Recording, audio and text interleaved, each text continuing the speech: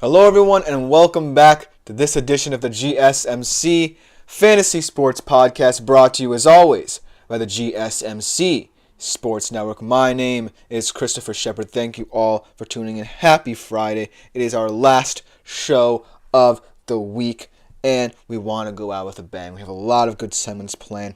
Some that are familiar to you and me, some that are new and going to be introduced to the show. So to start off, those will be our newer segments.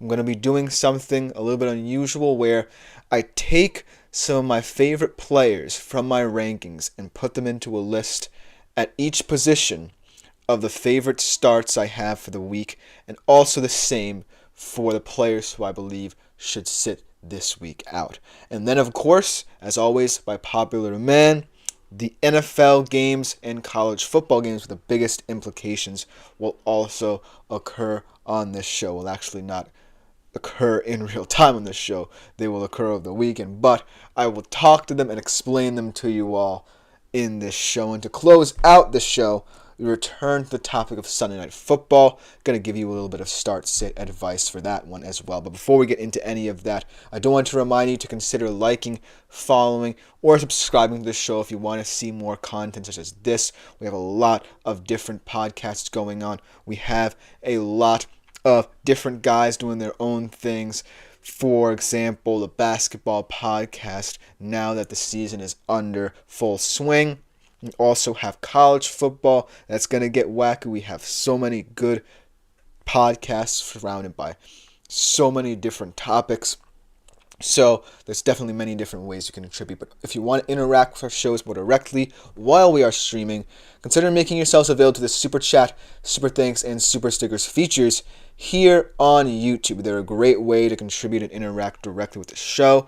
If you have any questions, comments, or concerns throughout, it will pop up on my screen. If you leave a comment, I will read it out loud and you can get your opinion on the air. You can also click the $sign in the comment section on YouTube to leave a tip or donation as well. And everything you do is greatly appreciated. But without further ado, let us jump into our first segment of the day here. And like I said, it's a new one to the show. My favorite starts of the week. As you or some of you may know, throughout the week, I rank my favorite players from a matchups, from a performance perspective, in terms of at each position who I believe should start for you each weekend. But now I've compiled a list at each position of my favorite of those starts. Without further ado, hopefully you guys really like this one because it's going to be something that I think I'm going to continue from now until the end of the season. So let's jump right into it. Starting off, like I said, going to be breaking this down position by position with the QBs. And for some reason, this guy, in my mind, is going to have a big week. I don't know in what particular way. I don't know why I feel so strongly about this as a kind of fantasy option here for you. But I do believe that Kyler Murray is going to be someone who should start or consider starting this weekend. In this matchup against a Dolphins defense that certainly feels like it should be better because it has the star players at every level of the defense, but just hasn't been the elite defense we thought it was going to be this season. Obviously, Jalen Phillips looks like he might miss the entire season yet again, so that kind of issue of continuity is rearing its ugly head for this defense.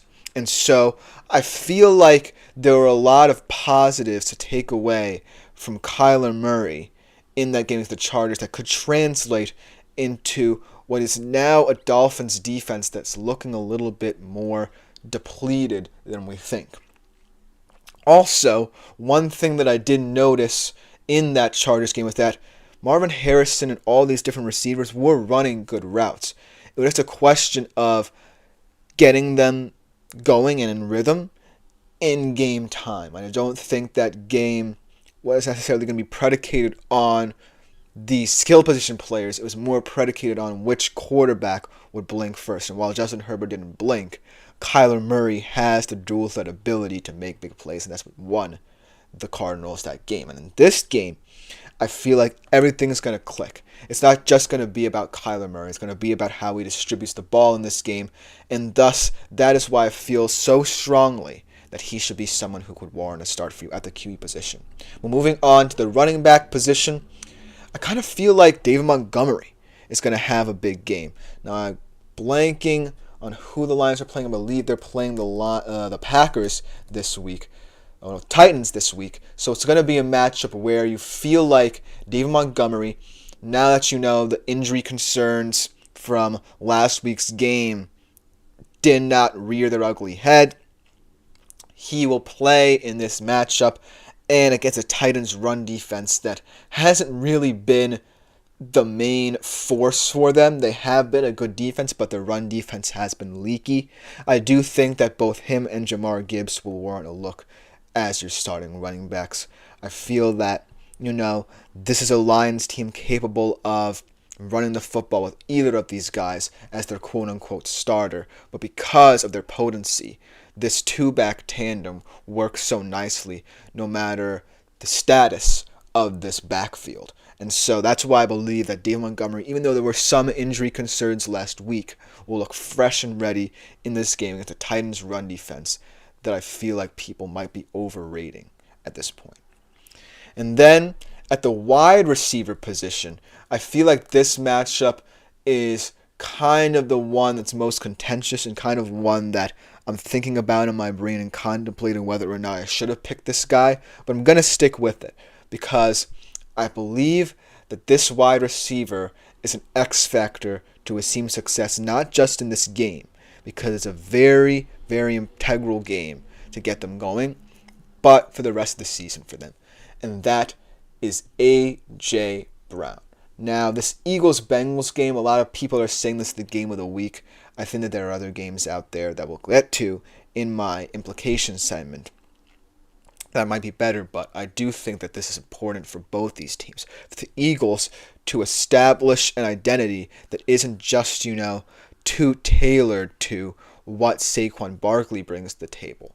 I feel like, yes, you are concerned about Jalen Hurts not stretching the field vertically as much and not relying on his arm talent, but I do believe that when they connect, him and A.J. Brown, this offense becomes much more potent because A.J. Brown was brought in to this Eagles team to be that vertical element for them, and to underutilize him or to not utilize him at all would be a travesty, especially in this game where you can exploit this Bengals defense. A lot of people might say the Bengals secondary is quote-unquote the best part of this team, but I do feel like there will be opportunities at every single level of the field for A.J. Brown to wreak havoc and make things easier for Jalen Hurts, because that's the basis for what I think this offense should be founded upon.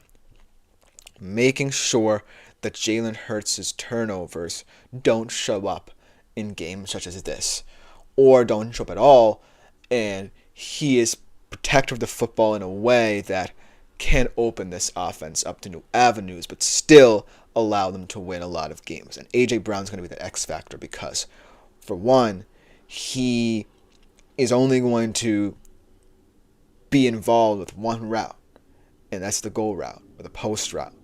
And you know that they want to take that shot, but it's going to be heavily reliant on Jalen Hurts to be able to get him the football in those situations. But in this game, against this opponent, in an intra-conference game, I feel like their identity can be established, and we see a lot of A.J. Brown in this one as well, and a lot of explosive plays from the Eagles offense, for that matter. The tight end position, I really like Dalton Kincaid against Seattle in a matchup that certainly feels like it shouldn't favor him, but it's one of those situations where I kind of feel like, yes, the Seattle defense is getting healthier, but how will the incorporation and reintegration of these players into the squad affect the overall layout of this team? And also, you're bringing in Ernest Jones IV from Tennessee to immediately step into your starting rotation, and that could really muddy the waters in the middle of the park, where Dalton Kincaid will be doing most of his work for Buffalo. So look for Dalton Kincaid in this matchup to really try and exploit the fact that some Seattle players who are coming back either A, haven't played enough to fully grasp the Mike Macdonald system, or B, just aren't confident in this Mike Macdonald system as much as those who did have time within it. So look for any alignment for Dalton Kincaid to involve him being involved in and around all the different plays that he should be. And not for nothing, I do believe that there's so much diversity now in the Bills offense that perhaps this pick will look silly at the tight end position, but I still think Dalton Kincaid is worthy of a starting role in a fantasy football squad as potentially your tight end one, and if not, then a high-end flex option for you. And to close out this segment, for the final position, the defense that I think will have a good week, or the best week out of all those I ranked, is the LA Chargers. Now, here's the thing about the Chargers defense. I feel like a lot of people either overrate them or feel like they should be worse based off of the offensive struggles and because they're often injured. But I feel like the Chargers are a team that doesn't necessarily get called into question too much. They don't fall under much scrutiny, win or lose. And that game against the Cardinals, yes, it's kind of concerning, and it was a primetime game for them. But I feel like when your defense only gives up 2 explosive plays to really swing the tie in the opponent's favor, then you can't really take that much blame, especially for what this Chargers defense has been through. They've had a couple injuries this season. Joey Bosa's been out. I believe a lot of injuries in their secondary and things of that nature.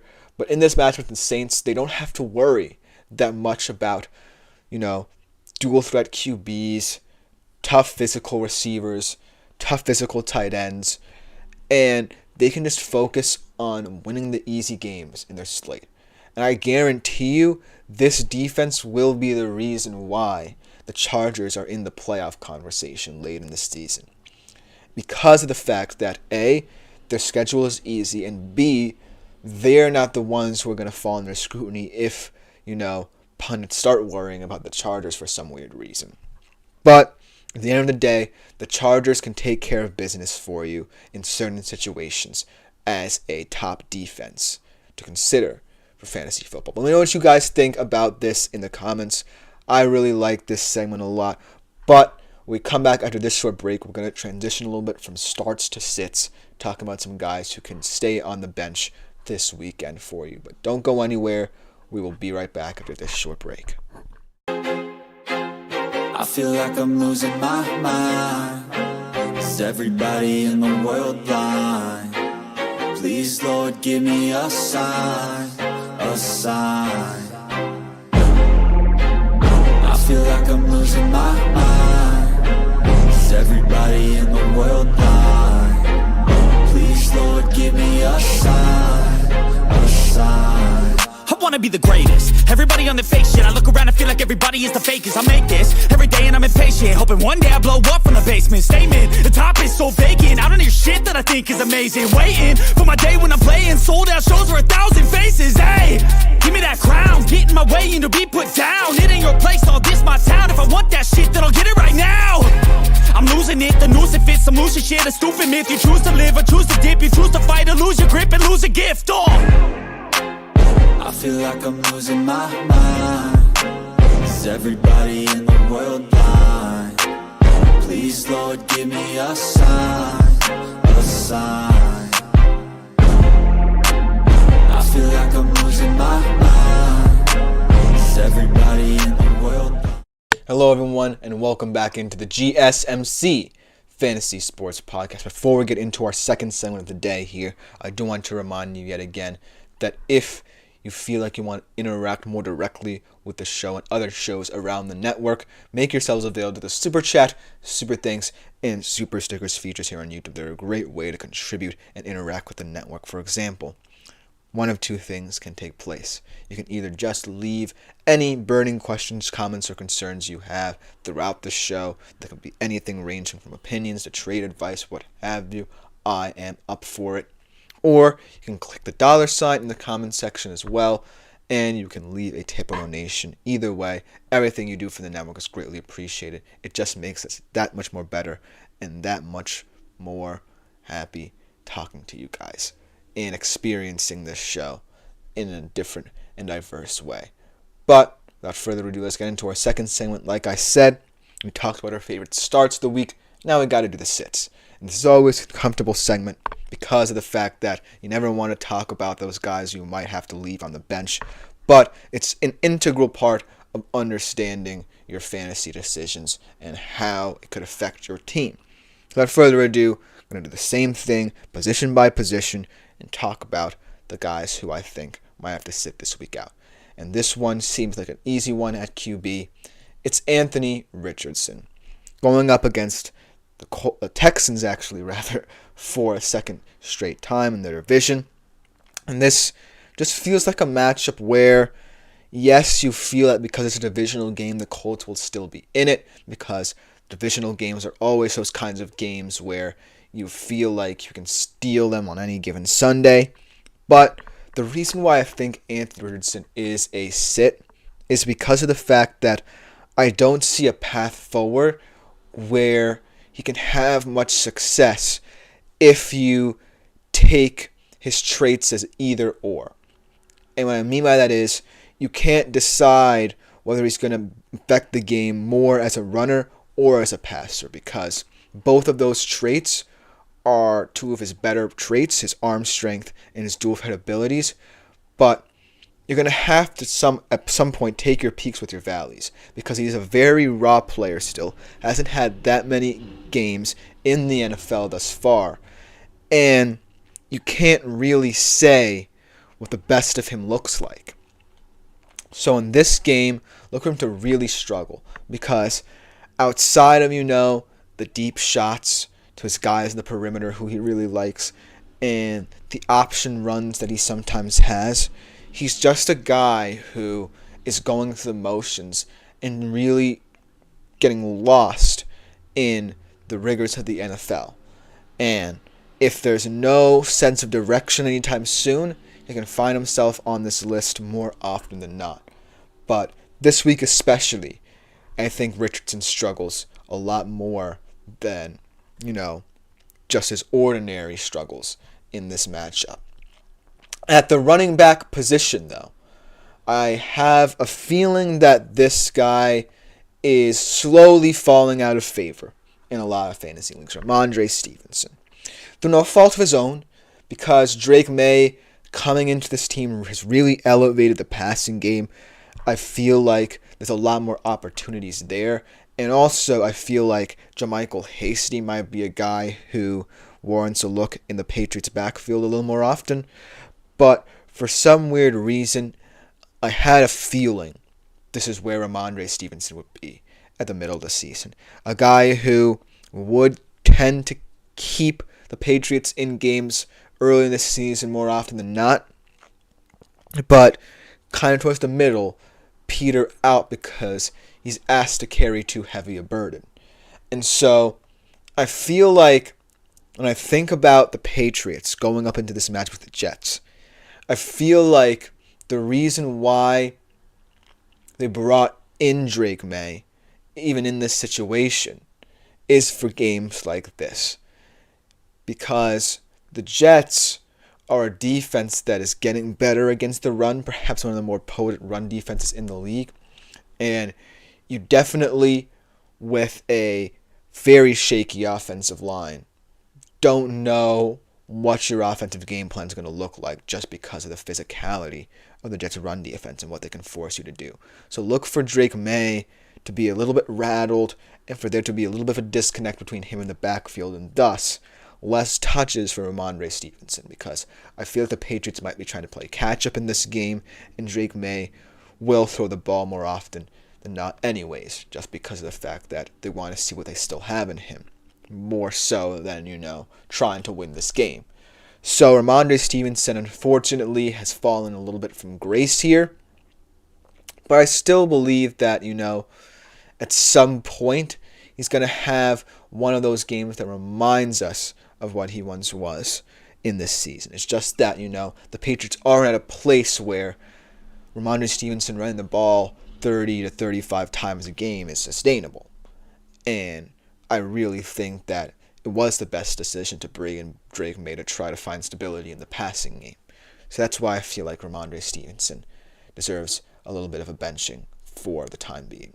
With the wide receiver position here, this is a guy who also is slowly falling out of favor, not just in fantasy, but with his team. I feel like the profile of his team doesn't necessarily predicate itself on needing him as much as I initially thought. That being said, this could come back to bite me because of the fact of how well the Ravens offense and the Browns defense matches up. I think it's going to be a really intriguing chess match between these two units. So I don't really know if this guy will affect the game. But Zay Flowers, at least in my opinion, in this matchup is someone who might suffer. And that being said, I still think that in order to really test this Browns secondary, which is perhaps the best secondary in the league, even with all the concerns with, how long they've been out on the field, they're still going to keep this Browns team in this game. And Zay Flowers, not for nothing, could be someone who we view as an X factor in this game. The guy who really opens up this Browns secondary. And so this is why this could be a very contentious pick to sit for your fantasy squad. But it's also one where I feel like the Ravens are super confident in their offensive game plan right now. And that game plan is one that tends to lean more physical than, more flair-like. What I mean by that is, Zay Flowers, yes, he brings a lot of value in terms of his route running, his speed, but I do feel like now with the addition of Derrick Henry and the incorporation of Rashad Bateman, this team can not only outrun you, it can out-physical you as well. And now you have to account for Lamar passing the ball deep. You still have to account for his legs, and you have to account for Derrick Henry. I feel like Zay Flowers is only going to be used in situations in which, A, the Ravens are in the red zone and they might want to diversify the playbook a little bit, or B, in situations where they're running away with it, if you know what I mean. And that's no indictment of Zay Flowers, because I still think he's a very talented receiver, and he will have certain games where he stands out. But in this matchup, I feel like Zay Flowers is not someone who will define the reason why the Ravens could win this game and should win this game. It's going to be more about the physicality. It's going to be more about, smash mouth football that I might think for this Ravens offense.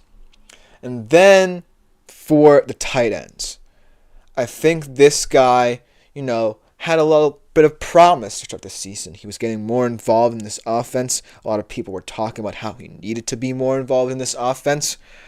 But now, after the past couple of weeks, he slowly lost a little bit of his luster, and now has gotten back to the guy who's going to continue to have question marks surrounding him if, he does not perform to his expectations, and that is Kyle Pitts. Now, I don't think that this situation is entirely Kyle Pitts' fault. I think being drafted number 4 overall as a tight end puts a lot of pressure on any certain player, especially at that position group. But I do feel that, in I believe his 4th year in the league, this is the moment where he needs to see some sort of turnaround. But he does seem to be one of those players who can't just seem to consistently get his head into games. Last week we saw it against Seattle where they really shut him down in that department. And so, in this divisional matchup, the rematch, perhaps the best game of the season thus far, look for Kyle Pitts to not really be a factor.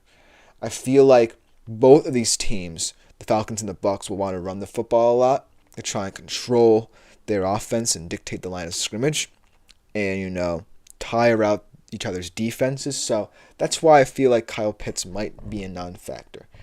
But, he could get some good garbage time touches if, the Falcons are up in this game.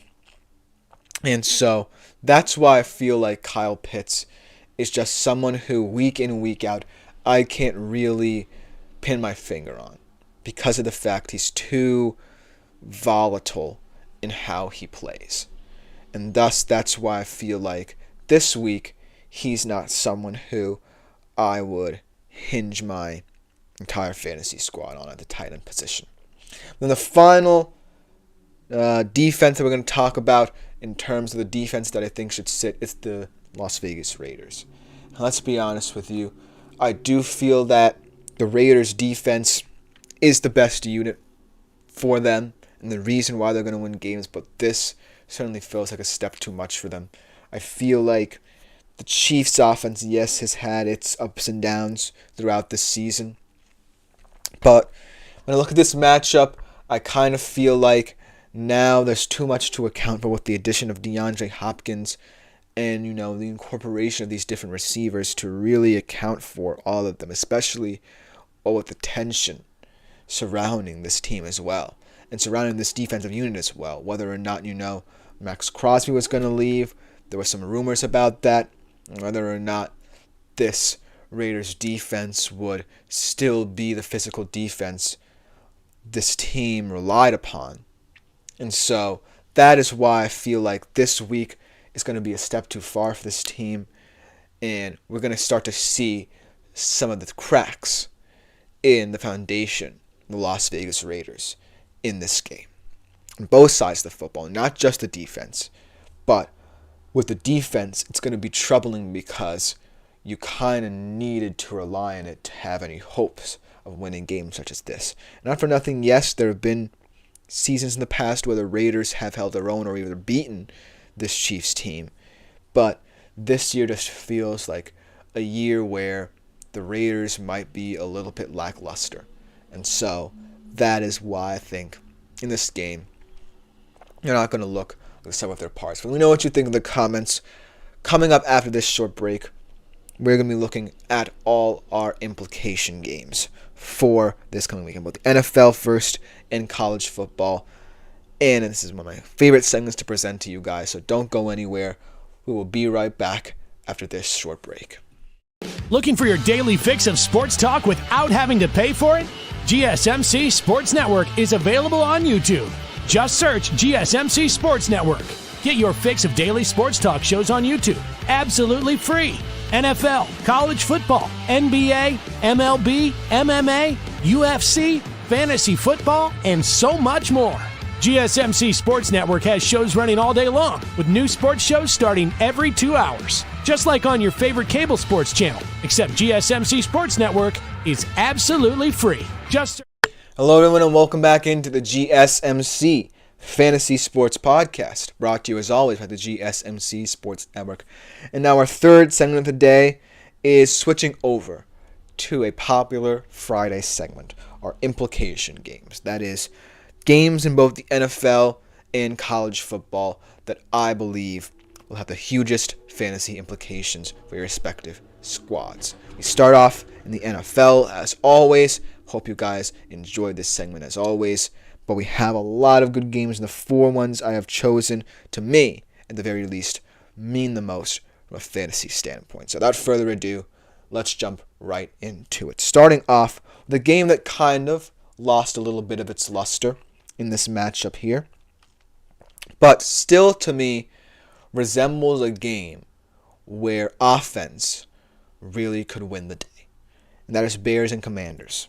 I initially was saying that the big reason why this was a huge fantasy game was because of the rookie QBs, but unfortunately one of them will not be playing this game, and that is Jaden Daniels. After suffering a rib injury last week, we wish him the best, hope for a speedy recovery, wish for more exploits of his on the field in the future. But I still think this is an exciting game. I feel like, the pressure's taken off of Caleb Williams' shoulders, and in a game that's perhaps, like I said before, the toughest remaining on the Bears' schedule outside of, trying to chip away at their division, I feel like this game could see a lot of the weapons on the Bears continue to come to life. They're the team fresh off the bye, and they should come in like they mean it. They really are playing with house money here. They don't really have to worry about the different storylines leading up to this game, or with, the potential of this could have been the number 1 versus number 2 pick playing at each other. But I do feel like the Bears now have the upper hand, and they should feel confident, and thus I think you should feel confident in all their weapons coming into this game, whether it be guys like Swift, whether it be guys like DJ Moore, whether it even be Caleb himself.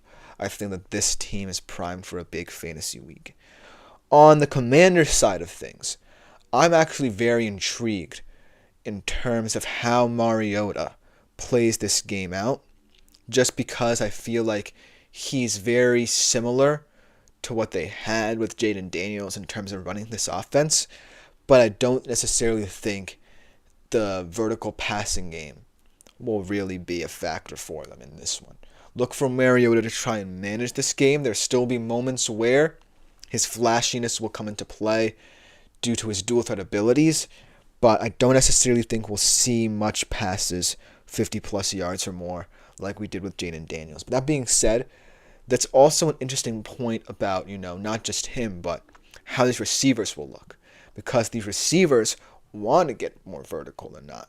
And Terry McLaurin has a very intriguing matchup that we spoke about in our Shadow Report earlier in the week against Jalen Johnson. So this will come down to, in terms of a fantasy perspective, whether or not Marcus Mariota wants to take a deep shot, or whether or not he might have to stay in this game. Because I think this could be a classic shootout in the NFC. And both of these teams have the firepower to hold up in that situation. But it's going to come down to, for the Commanders especially, how they feel their game plan can work. Because the Bears' defense, I'll give them the edge. And the Commanders' defense, not so much. So you kind of feel like the Commanders' offense has to live up to its billing here, even with Marcus Mariota at the helm. So, that being said, look for a game where one team clearly has the fantasy motivation, the fantasy potential, but the other could sneakily be one to look out for. Because I'm not saying that Terry McLaurin will have a good game, but it's something to keep in the back of your mind if Washington stays in this game. Because I feel like they are well equipped to, even though the Bears have all the momentum here. So that's why I feel like from a fantasy standpoint, this game could be so intriguing just outside of the Bears side of things, because the Commanders have the weaponry to hold up themselves in their own right. And then let's transition to the divisional matchup of the week, the rematch, or perhaps, like I said, the best game of the season between the Falcons and the Bucs.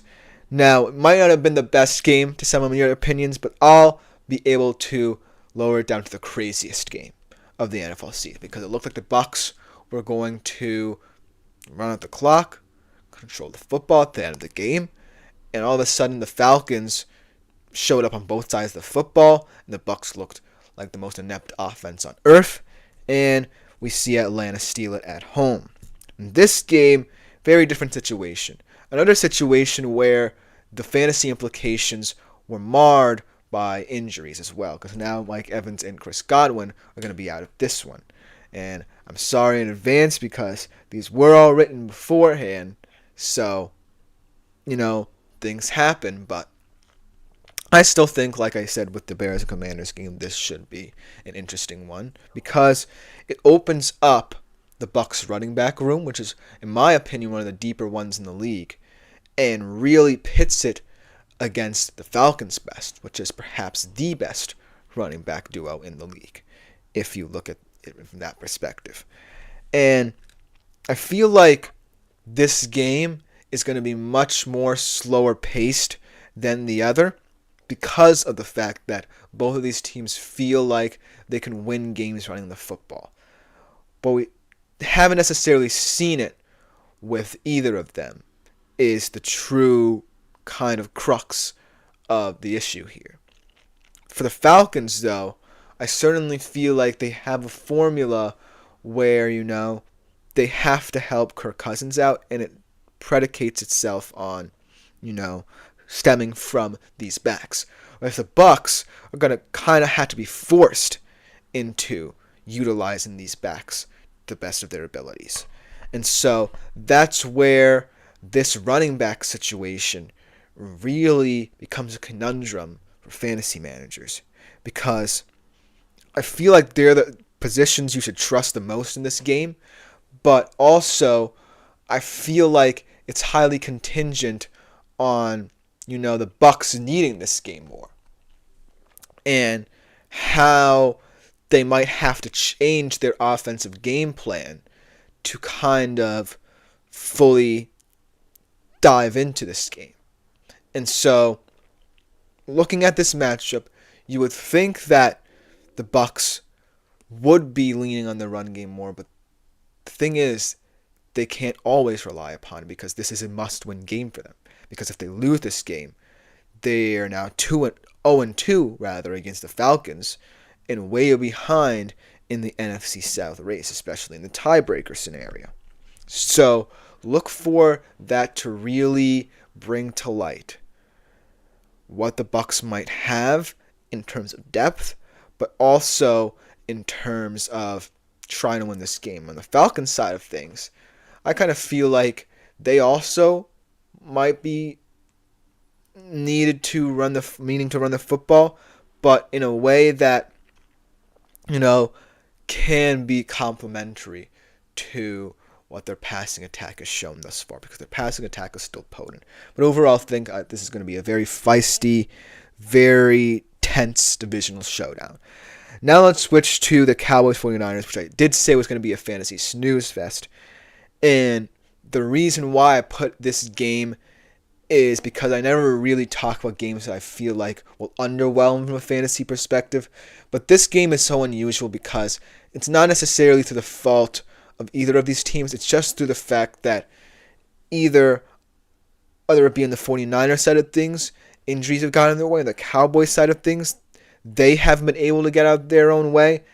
It just adds up to a matchup where you have to say, well, somebody has to be the answer for either of these teams. Someone has to be the answer for my fantasy team.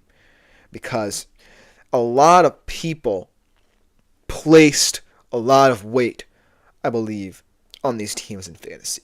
For two players, Christian McCaffrey, who hasn't played a snap all season, and CeeDee Lamb, who, yes, might just be a top 3 receiver in the league, but is playing under this burden of needing to live up to his contract's expectations. And that's why this game is so much more deep than just, the difference between winning or losing in fantasy. Because players in this game certainly can win you a fantasy game.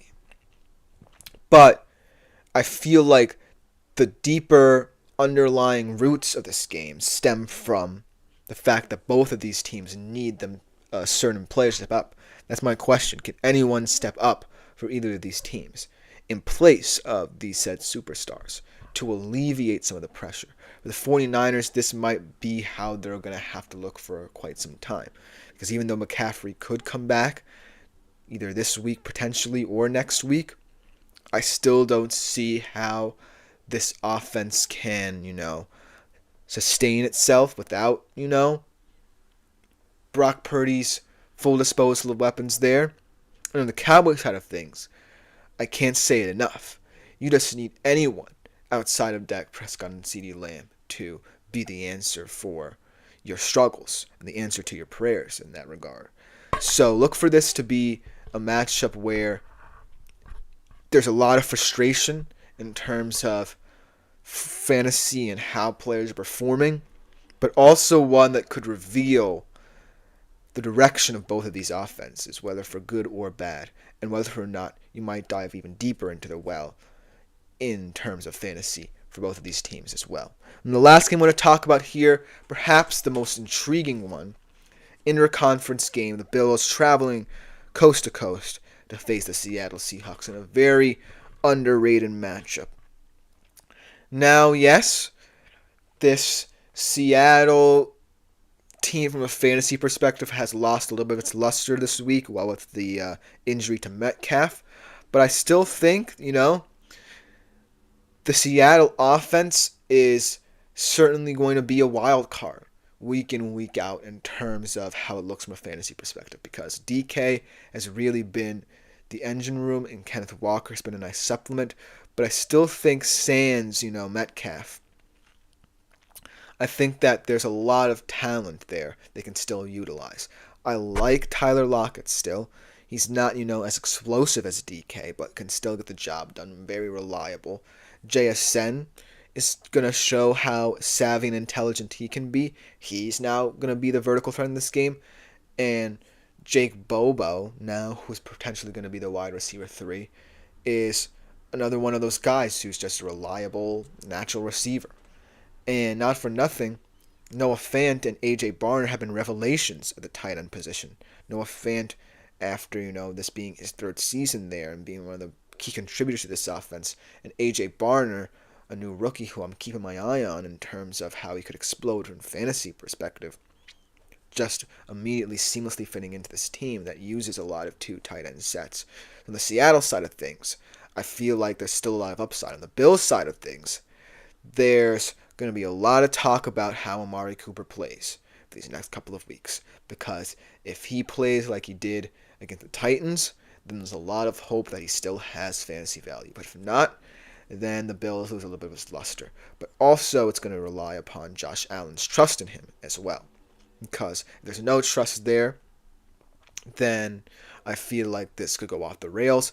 But if, Josh Allen trusts Amari Cooper more than, say, he did Stephon Diggs, then this team can work magic. And so that's what I'm looking for in this matchup. On the Seahawks side of things, for them to really show the diversity of their offense, and the Bills side of things, to really show that Amari Cooper could still be one of the more talented wide receiver ones in the league, and in fantasy as well. Let me know what you think about all these games in the comments. Coming up for our 4th segment of the day here, we're going to switch over to the world of college football very briefly to talk about some of those big games with huge fantasy implications as well. We'll be right back after this short break.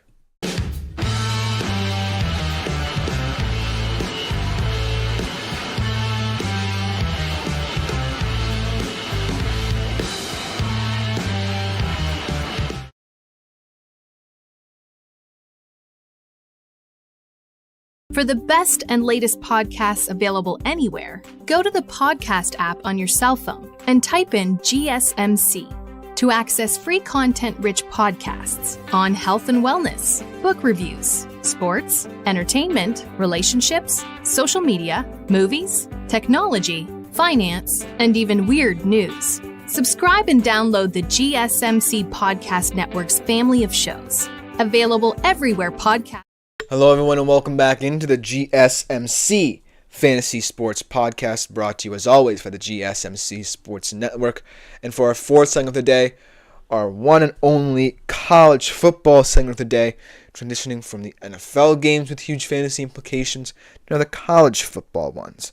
And the 4 that I've compiled here, very, very interesting games.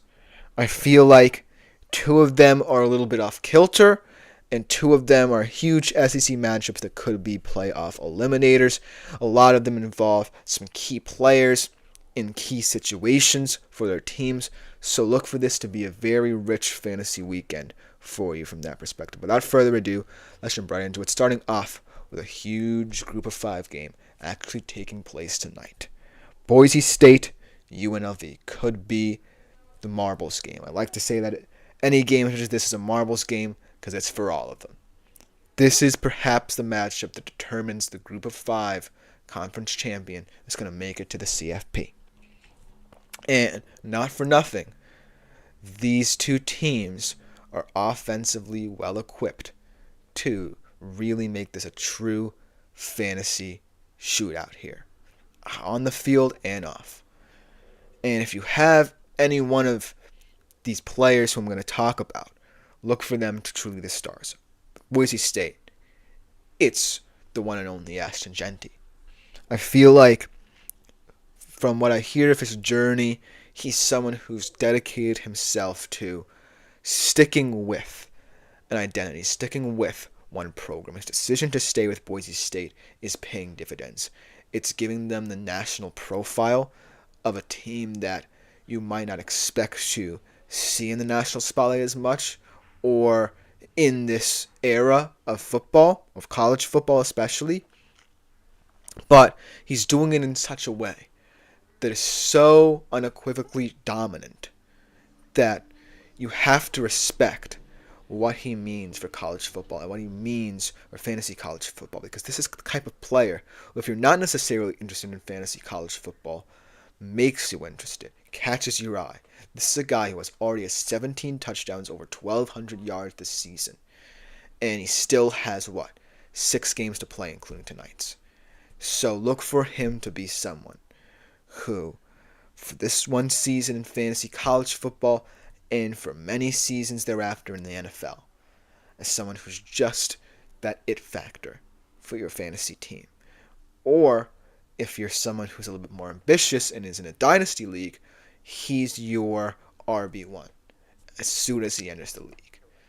And that's why I feel like this game for him is perhaps one we truly know what he brings to not just fantasy sports, but to the entire fantasy landscape for the next decade, because that is a dynasty type player in this matchup at a school such as Boise State that's not been getting that much attention over the past couple of years. On the UNLV side of things, they've been getting a lot of attention, sometimes for the wrong reasons. Of course, the whole NIL drama with Matthew Sluka. Now, Malik Williams, the former Camel, stepping in to the QB role and hasn't missed a beat. I feel like this team has a lot of explosive talent. I like Ricky White, their receiver, a lot. They have a very deep receiver room as well. But I do think that the problem I see with UNLV is that they don't necessarily have the defensive resources to account for what Jeanty brings to the table. While I do think that Malik Williams and Ricky White are a nice connection, nice stack in fantasy terms, I do believe that the UNLV defense is going to be the reason why Ashton Jeanty is going to have as good a game as he is. And so that caveat there is a reason why I feel like UNLV will lose its luster in terms of a fantasy perspective. But I still think that Jeanty doesn't have to be the biggest story of this game. Malik Williams can prove himself in this game as well. It's just a matter of, how many times he gets to prove himself over a guy like Ashton Jeanty, because he's going to take up a lot of space in this one. We'll look for this to be an exciting group of 5 game, potentially for all the marbles, because of the stakes. But it should be a good one. Transitioning now to the SEC. Very intriguing matchup here between 2 undefeated conference teams looking to make a CFP run. The LSU Tigers and the Texas A&M Aggies. These are 2 offenses that are not the most appealing from a fantasy perspective, but have the big play in them. With LSU, you have Garrett Nussmeier and the talented crop of young receivers with Kyron Lacey and CJ Daniels. On the other side of things, with Texas A&M, they're playing ball control offense to a T right now. Making that transition from Marcel Reed, you would suspect, would be a kind of dual threat, big play kind of guy who will be really explosive in a fantasy setting, to Connor Wegman, you get now more of a balanced attack where Wegman kind of keeps this team on schedule but is not flashy in terms of stats. And Le'Veon Moss is the reason why they are such a fascinating fantasy team. So that's why I think that this matchup is so complicated to dissect from a fantasy standpoint, but could be very explosive. Because I love Garrett Nussmeier, perhaps out of all these QBs who are looking to become pro-ready, perhaps the most pro-ready. It sounds funny to say out of all of them. And I think he can prove it in this game against a very stout Texas A&M defensive front. The Texas A&M side of things, if their ball control offense is what it's going to be, then so be it. They are a team well equipped to completely out-physical SEC teams because their offensive side of the football knows its identity now. Their defense is one of the most potent in the country. And thus, that's why I feel like, I wouldn't be mad, if Connor Wegman didn't have as many yards as some other guys, but Le'Veon Moss carry the load. And so that's what I want to see. Both these teams to understand their identities, but also from a fantasy standpoint, to understand that it's not just about, putting up points. It's about putting up points efficiently. And so this game might anger a couple of fantasy managers in terms of those who have guys like Nussmeier and Moss, but it's still going to be a game that holds a lot of weight. But now let's get back to a game that has a lot of playoff stakes, but interestingly enough, for both teams now rather than just one. And this game is perhaps the most exciting it's been or ever going to be thus far to this point, and that is Notre Dame Navy. Boise State UNLV, like I said, could be the Group of 5 decider. But if Navy wins this football game, they are the only undefeated Group of 5 team outside of the other military service academy, Army, which could lead to huge college football playoff implications in that game as well. But first, they got to get through perhaps their only ranked opponent of the season, their only chance for a ranked win, should Army falter along the way or not be seen as someone who's had as good a schedule as Navy's in the long run. What I love about this game is that both of these offenses seem so starkly similar. Because for Navy, it's just 3 guys. Horvath holding down the option offense at quarterback, one of the top quarterbacks in the nation in terms of total QBR. Texa the fullback, averaging 6.5 yards per carry, and Eli Heidenreich, who's averaging 200 yards per game at the running back position. Those are the 3 guys that hold the most weight in the system. On the other side of the football, I feel like it's centered around the importance of Riley Leonard in this attack, because he's a dual threat guy, but I feel like in order for Notre Dame to realize its full potential, he's going to need to pass the football a little bit more. The question that remains, though, is who is going to pass the football to, because there's a lot of talent, but it's not necessarily the best talent in the nation for Riley Leonard to throw the football to. I like their tight end room. I love Mitchell Evans as their number 1 option, but Jaden Greathouse and some other guys there aren't necessarily going to be the guys to carry the load, should Riley Leonard be more pass happy this week. Not for nothing, both of these defenses feel like they can falter a little bit in certain situations. Navy has not faced an offense as tricky as Notre Dame's, but Notre Dame has not faced a defense as physical as Navy's. So that's going to be the question. Which of these offenses can get the most out of their key men in this game? And I feel like that's where Navy might have the slight edge from a fantasy standpoint, but also in real life as well. Because this triple option is not just, your grandma's triple option, your grandpa's triple option. This is a modern triple option offense for Navy being run to a T by 3 fantastic players. So that's the challenge there. And the last one I want to discuss, Mizzou, Alabama. This is a game that still has a lot of talent, but two underwhelming teams at center at the end of the day. On the Mizzou side of things, I don't believe that Brady Cook has fully gotten up to speed at all this season. Yes, he had a game where he came back from the hospital to lead Missouri to that comeback. I forget who against. I'm going to have to look it up after. But he's still someone who I don't necessarily trust in this setting. On the Alabama side of things, they just rely too much on the explosive play. And I love that, Ryan Williams has been incorporated into this team. I love that Jeremy Bernard has found a home here after struggling to find time at Washington. But it's a team that still is too reliant on offense and the explosive play on defense, just lost a lot of its talent.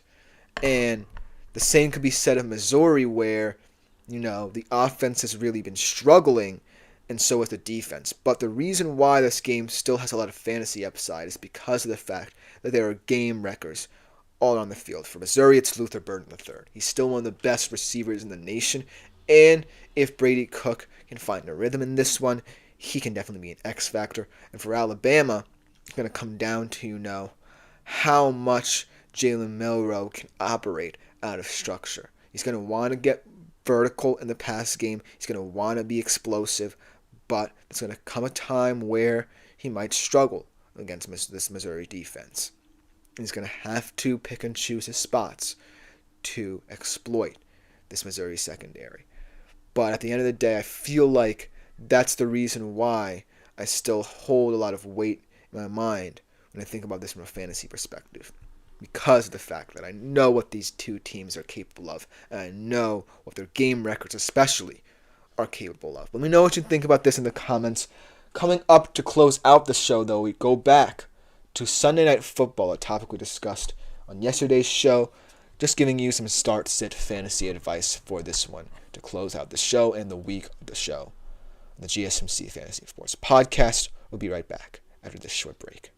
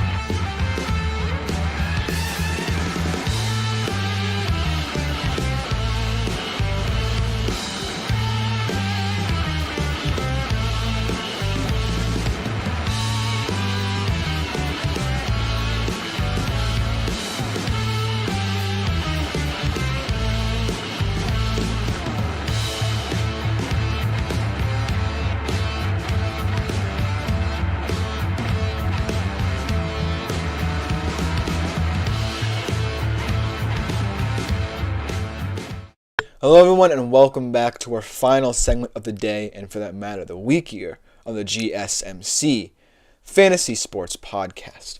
Now, like I said before the break, we are going to be transitioning back to the NFL, but to a specific game, Sunday Night Football. We talked a little bit about it yesterday in terms of a betting perspective. Now we get to look at it a little bit more from a fantasy perspective, in particular who to start and who to sit.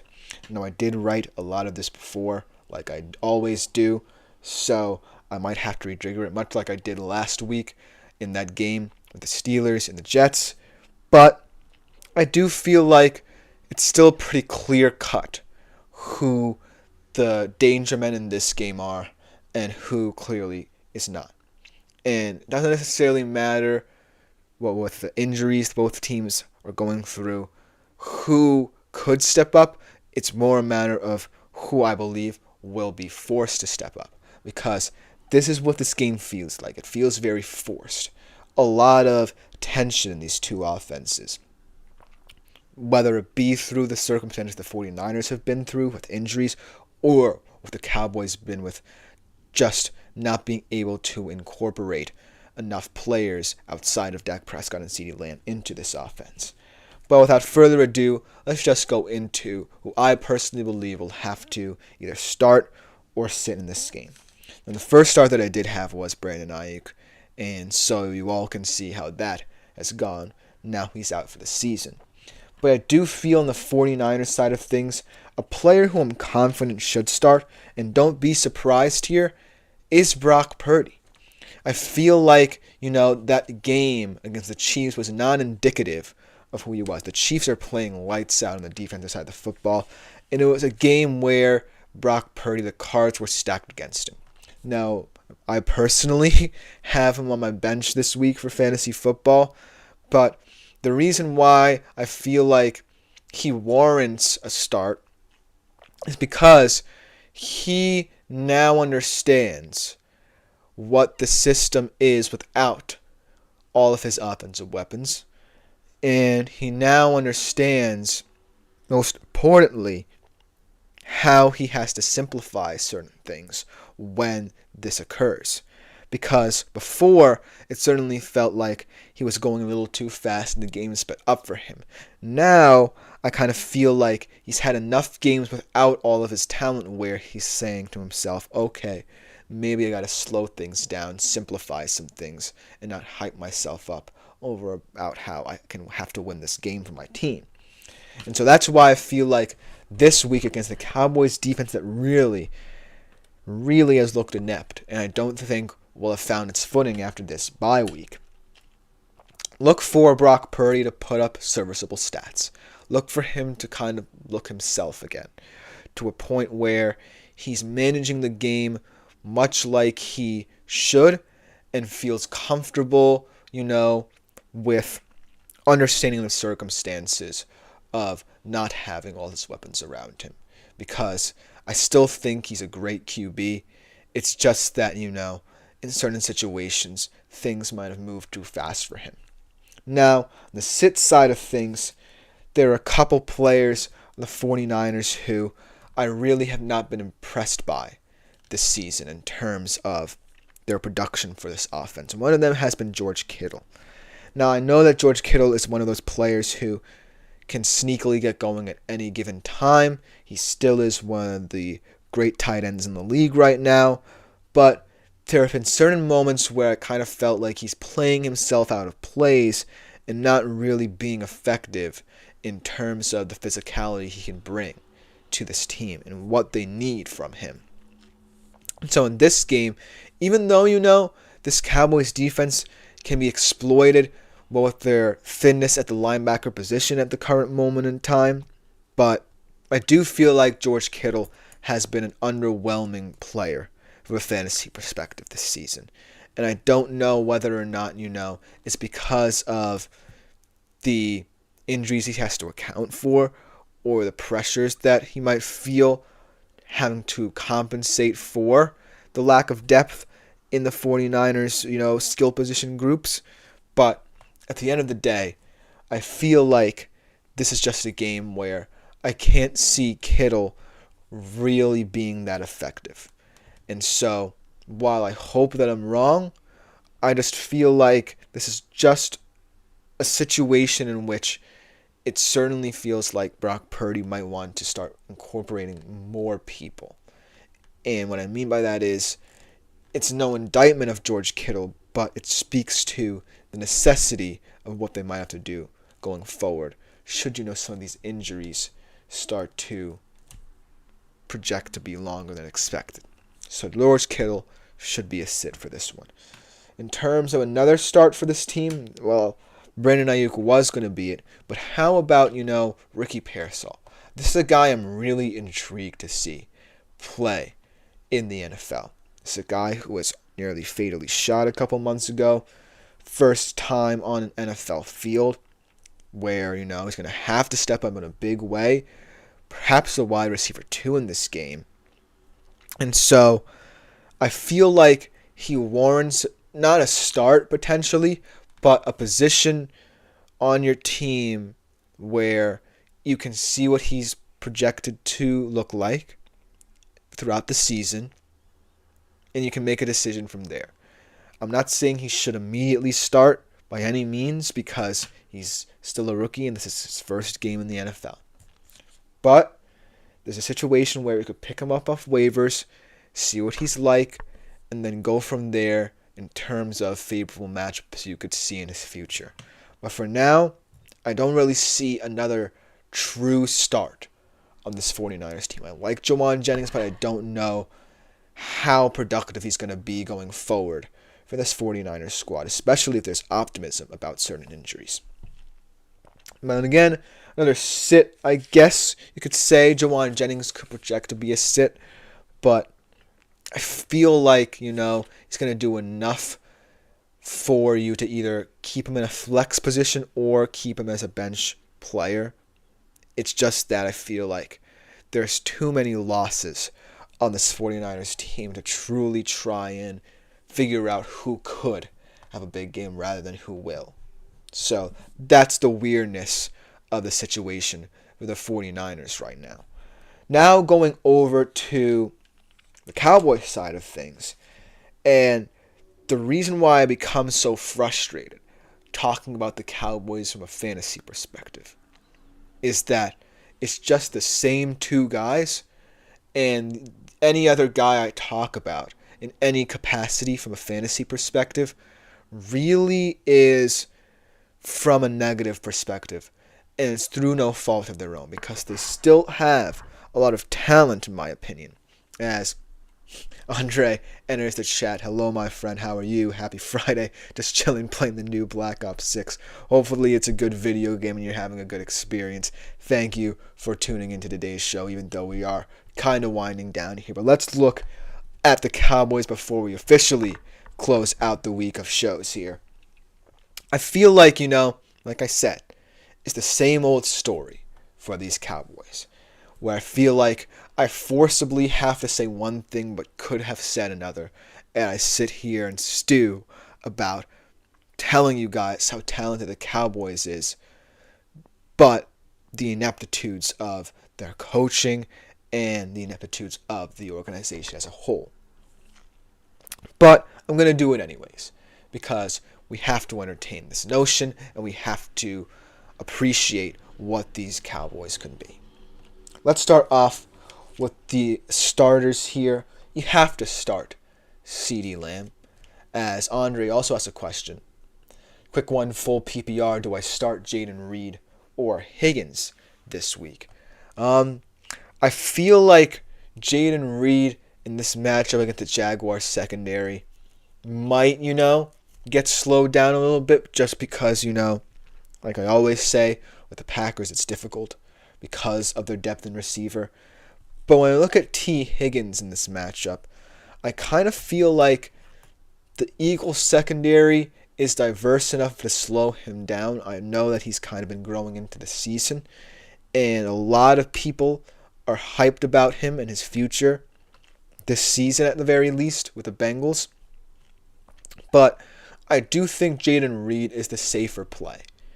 I do feel that the Packers offense is going to get going. I'm more concerned with the Packers defense, but at least I know that the Packers offense can beat up on this Jaguars defense. It's just going to depend on, how many targets Jayden Reed gets. But I still feel like he's the safer bet here for you. So good luck to you there.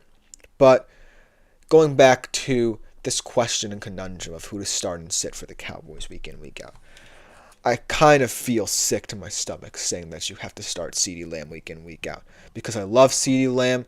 A lot of fantasy football managers love CeeDee Lamb, but it's just too, vanilla. I want to talk about someone in those wide receiver core outside of CeeDee Lamb who I can say, hey, week in, week out, this is a guy who I would like to see you start. But CeeDee Lamb is so centripetal. No, I don't think that's the right word. So integral, so to speak, for this Cowboys offense.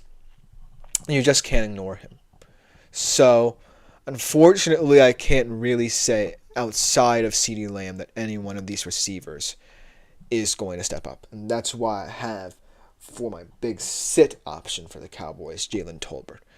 As Andre said, Kyron is on pace for 15 plus TDs what an animal he is. I was completely wrong at him. Maybe even 20 adds Andre. I was completely wrong about him to start the season. I was saying that he would regress because we only saw one small sample size season from him, but he has proven me wrong. And he also asks Andre, do I start Kraft or Ferguson? This one feels a bit easier.